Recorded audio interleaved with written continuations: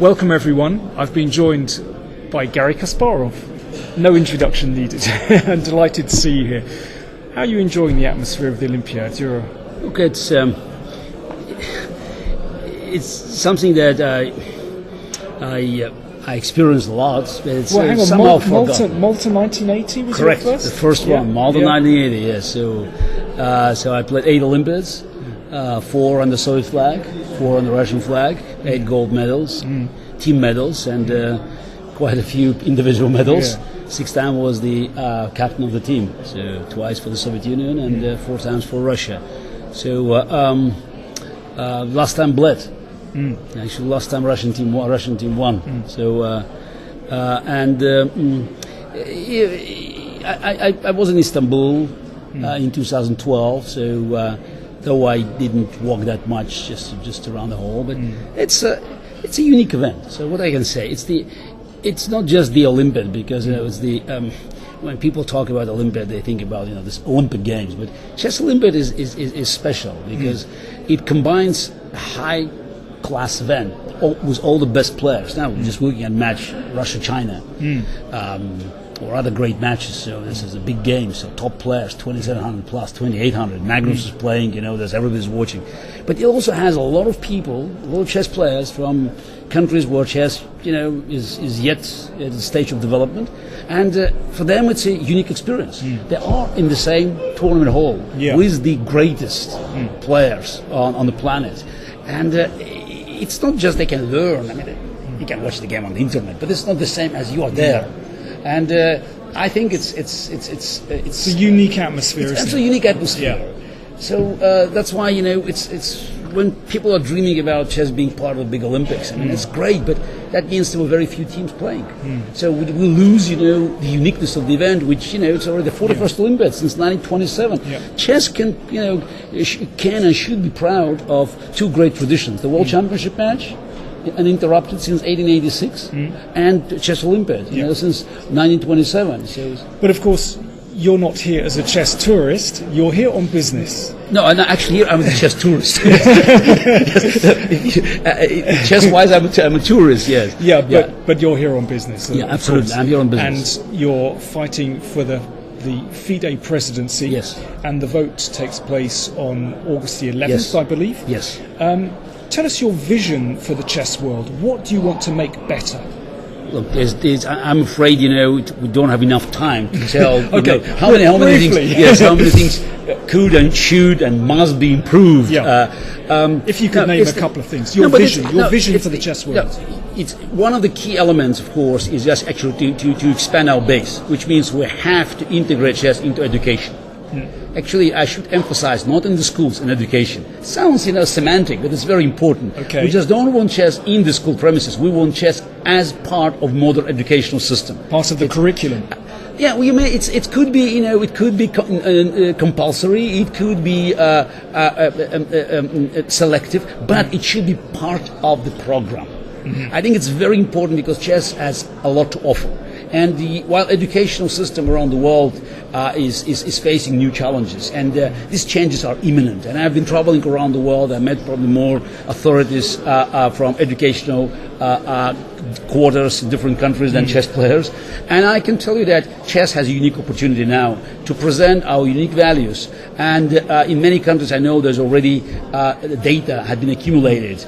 And I built several Kasparov Chess Foundations around the world, in the United States, in Europe, in Africa, in Johannesburg, in Singapore, Asia Pacific, in Mexico, Ibero-American one, and more to come. And I think that having concept that will allow chess to become part of education system is vital. Then we have to also look for for the commercial sponsorship. But commercial sponsorship just doesn't that doesn't come to you. I mean, you have to make an effort, and this effort means you have to present something that is attractive for the sponsors, attractive for corporations. And how do you do that? How do you make it I think it's just this. We have to sell it's an image of the game that is based on 3 key components. One is it's of course education. Another one is technology. It's chess always struggled with a big screen. The presentation of the big screen doesn't look as attractive as football or basketball or tennis. But now everything has been gradually moving into the small screen. Yes. And that's where we have our competitive advantage. Because, watching football on a small screen and just on your mobile, it's not as exciting. While playing chess, following the games, listening to the commentaries, learning, that's all can be done. Yeah. And of course, social networking. This is the key element.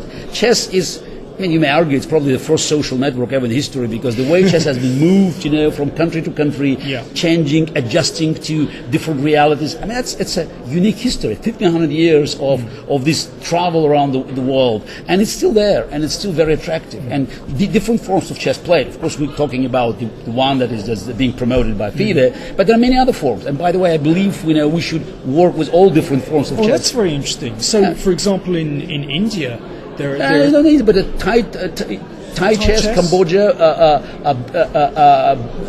Myanmar chess. There's 3 similar versions that are. And you want to bring these into the fold? No, it's like a family, because because it also shows that chess has history.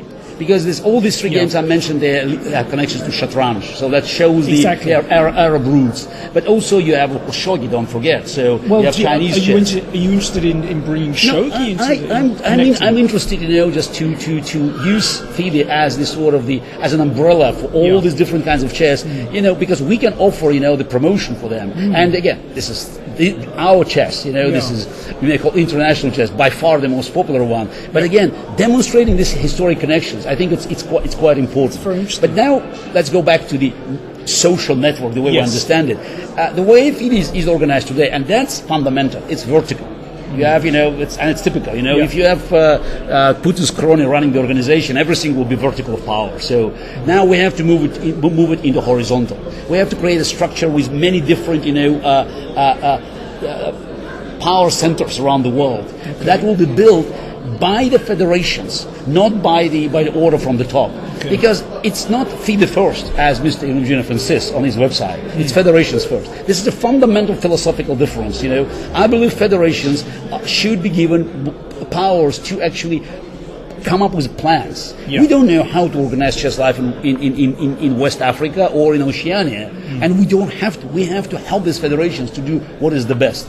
So that's kind of devolvement you're talking about. It's decentralization, because FIDE is too big, 181 federations and different realities. But what brings us together? Again, this is a giant social network. Now, one of the key elements of this program, of the social network, it's universal rating system.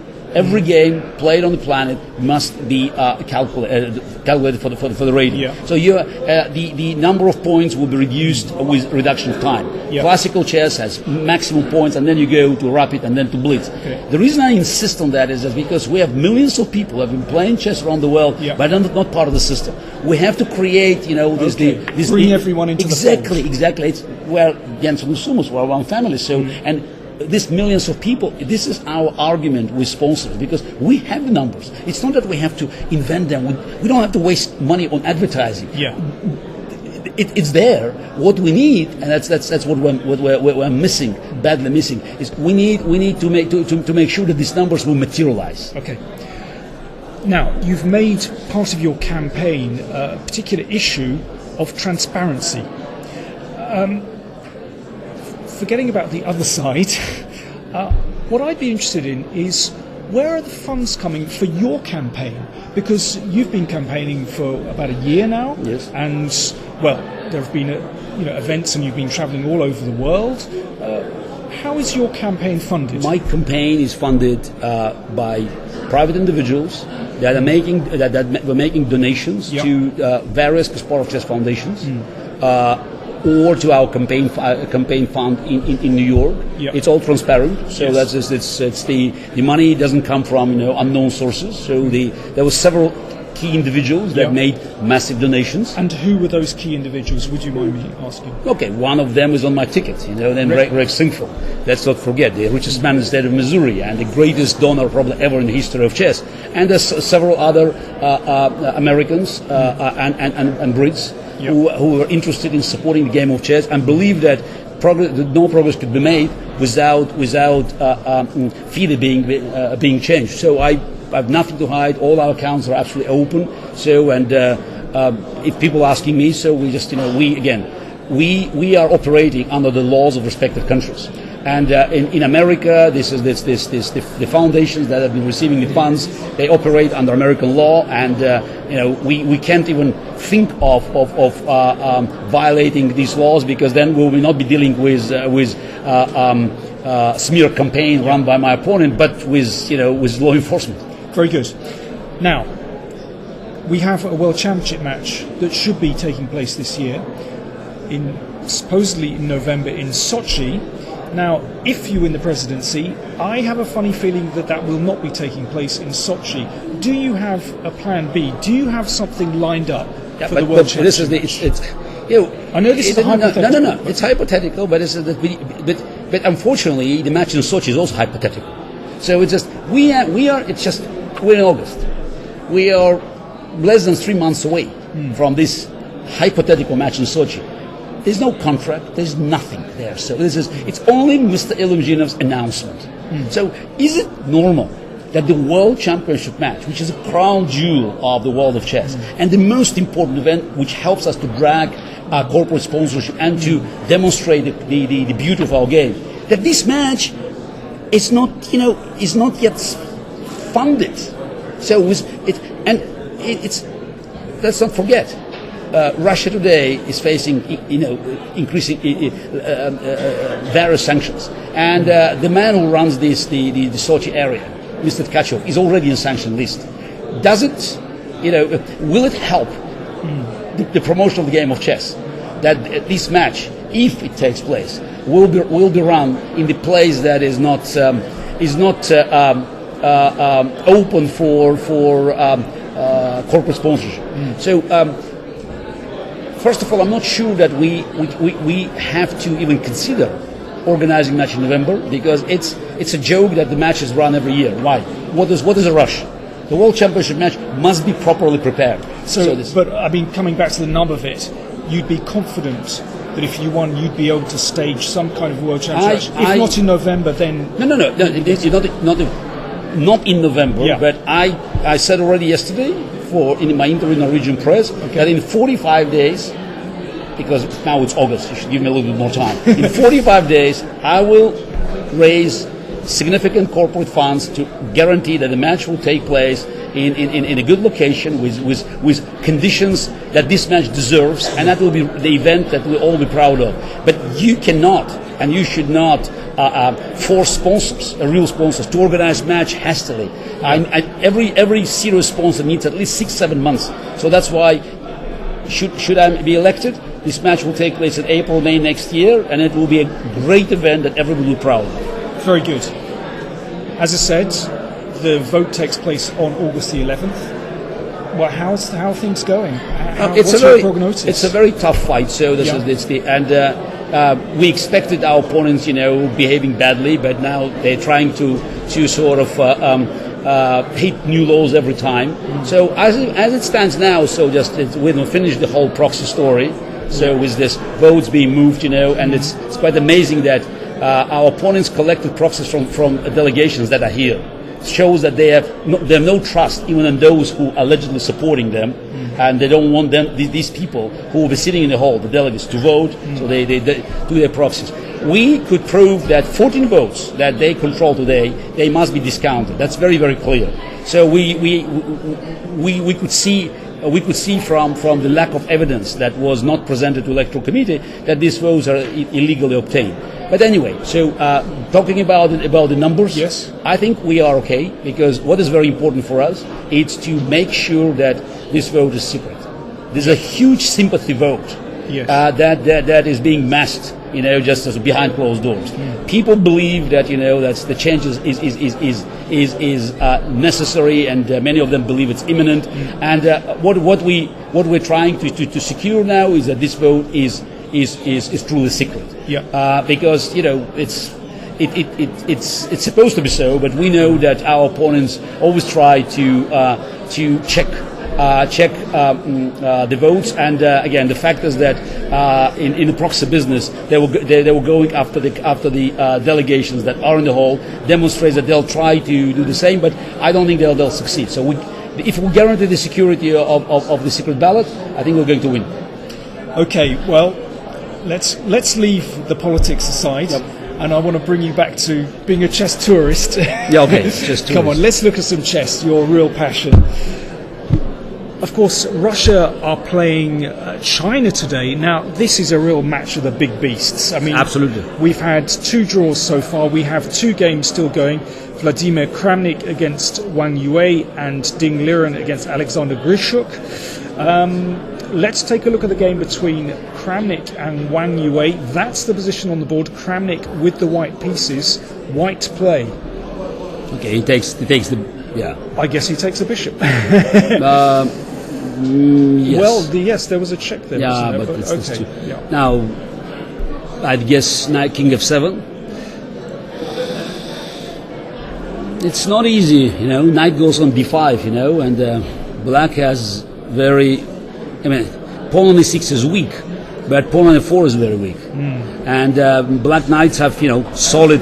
They have good posts, don't they? They have good posts, yeah. So whether Kramnik can win, I doubt. I think it's black. Black has probably sufficient competition because if goes rook e2, if he goes rook e2, then knight goes on d4. No, on d4. Knight d4, d4, and then you cannot attack the knight because because that a check on f3.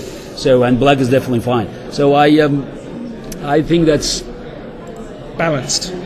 I think his position is balanced. I think the Chinese players they're stubborn, and I think he will survive. So still but white shouldn't be worse here. No. White is not worse, but it's still hard to imagine that. But winning seems to me tough job. Well, yeah, very good. Okay, let's move over to second game. Yes, Ding Liren against Alexander Grishuk. That's not good. Grishuk with black. Oh my goodness me! 2 pawns down. It's the first time I've seen this game actually. Actually, when I left the hall, he was 1 pawn up. But again, the pawn. No. They just when I left the hall, he was 1 pawn up because this is this. If you go back, where is this back? Wait a second. Hang on. Okay, now. Yeah, this is the. I left the hole somewhere just at this position. Yeah. Okay. This is I left the hole like queen c5. So black is pawn up. But you can see it was actually a very good pawn sacrifice because I think Grishuk had a good position, but he actually had a very. I didn't see what's happened. He took pawn on a2 and eventually he lost his bishop. I think he did something wrong because now it's a pawn up, but you see there's so many weaknesses. So and the bishops are very strong. It's not just the bishops are strong, but the pawn on e4 is weak. Pawns are there weak. Bishop on g7 is not playing. So there's too many weaknesses. So I thought that black could have some problems, but now he lost all 3 points. Okay, well let's see how we got there. Wow.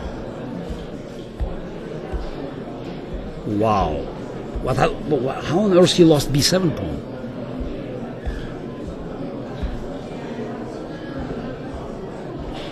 Wow. Okay, he was queen b7, yes. Okay, so he's trying to pin his hopes on some opposite color bishop. Rook c5. But he plays rook c5 now, probably. Okay, I don't know. As maybe, but no. Maybe even simply plays b4. I'm not sure he even doesn't need it. He can start pushing the pawn. Even this opposite color. I don't believe there's. Even if all the heavy pieces were traded, I don't believe. Very hard to draw this. No, I don't think it's. Okay, just 2 pawns. B pawn is the pass pawn. Too fast. I think. But also, this bishop is still horrible, actually. Yeah, he just still needs. Okay, technically, he takes can. Time. It's if his queen shows up on d2, bishop can go on h4, but that's a little bit of a fantasy. So that's takes a little bit of time for this. Wait a second. Coming back to Vlad's game, he's taken instead of taking on b2, he took on e6. Okay, that's what I told you. Yes, that's possible. I told you that. You told me, Gary. I told you that is just you took immediately on b2, so you didn't even look at this. Yeah, you made me look stupid. So we're analyzing the game that that was irrelevant. Now, okay, so that's a very different ball game. Now it's a very different ball game. So now black is in trouble. Okay, probably only move now for black if he wants to kick is rook f8. I would say only chance. Rook takes b2 and knight d5. Okay, still tricky. The knights are good. Yes, knights are good. Pawns are weak. Maybe there's still drawing chances for black. Maybe bishop f1. Bishop f1, yeah. Bishop f1. Okay, but this looks fun because suddenly the bishop is finding some new perspectives. No, here. then just no. That's not. That's done. No, rook takes e6. Wow, Good move. Okay. natural move. I mean, it's not a good and natural move. Actually, you know what is this? Why don't you just come back and maybe there's a little. Wait a second. We've got a couple moves. We've got. Yeah. Okay. King f8 now. It's gone. Yeah. Go king g7. He goes king g7. Yeah. Yes. Rook b2 and king f6. That's interesting now because the bishop suddenly bishop is dominated. Suddenly his bishop is dominated. That's very interesting now. Well, okay. It must so go I come back here. Let's see. And then now black has. I don't know whether it's better to go back to g4. Okay, okay, maybe g4 is better. Don't know. Maybe g4 is better. And he should probably go knight d5 anyway. Has some drawing chances, but that's the. Okay, but if we can bring the rook in, if we just give this pawn and then play rook d2, something like this. Yeah, that's probably almost a done deal. Just to bring the rook in somewhere. Yeah. One of these squares. Yeah, that's. Okay, so it's looking good for Vlad. Absolutely. Bad for Grisha. Bad for Grisha, which so that's could be 2-2. Probably 2-2. Probably 2-2. Let's have a quick look at Magnus's game. I'm interested. Magnus should be. Is he still playing? When I left the hole. The game. Wait a second. When I left the hole, he was. Where is he? I think he's already. I mean, where is I wouldn't be surprised if he already, finished off his opponent. Norway. Where's Norway? Okay, let's look at Magnus' game, and I have to go to book signing. There's a line there. You're a busy man. Yes, I know. I'm a busy man. Let's have a quick look at Magnus. Okay, what's the time? Here we go. I have to go. Yeah, you have to go. He's still playing. This is Magnus's game. He won. Magnus won. Okay, actually, there's no. We won already, yeah. Yeah. Well, let's just see this very quickly. Yeah, because no defense. The rook goes on h3, and it's a typical Magnus game. Nice game. Okay, let's just. Okay. Let me leave the audience. Yeah, we'll just leave the end of this game because we were looking at this earlier it's brilliant maneuver. So there's bishop h3, bishop e6, and now knight d5. It's just it's a also beautiful solution because he's not looking for. There are many tactical solutions. I believe there were bishop b3 was winning as well, but now just black has nothing to do. Rook h3 next move. Yeah. Rook h3 next move, and and that's it, and then goes absolutely. Yeah. So that's a very simple. Magnus, he's extraordinary, isn't he? His games have this kind of elegance. Okay. Real elegance. That's a sign of greatness. Absolutely. But when you were tutoring him, did you perceive this kind of aesthetic quality in his play? But I also he has a great combination of Karpov and Fischer. So there's Karpov precision and Fischer's passion to push for initiative, just look for the chances. So I think he's yet to surprise us with his achievements. What do you think you brought to Magnus's game when you were tutoring him? It's what's different. Helping with the openings, how to study them, but also I think it's a different algorithm of making decisions because my style is different. Yeah. And that's why for him it was very helpful actually to see the chessboard from the eyes of the player of the totally opposite school of thought. Right. So that's helpful. That's why it became more universal. Gary, I'll let you go. I wish you well. Thank you so much. Thank you. Great.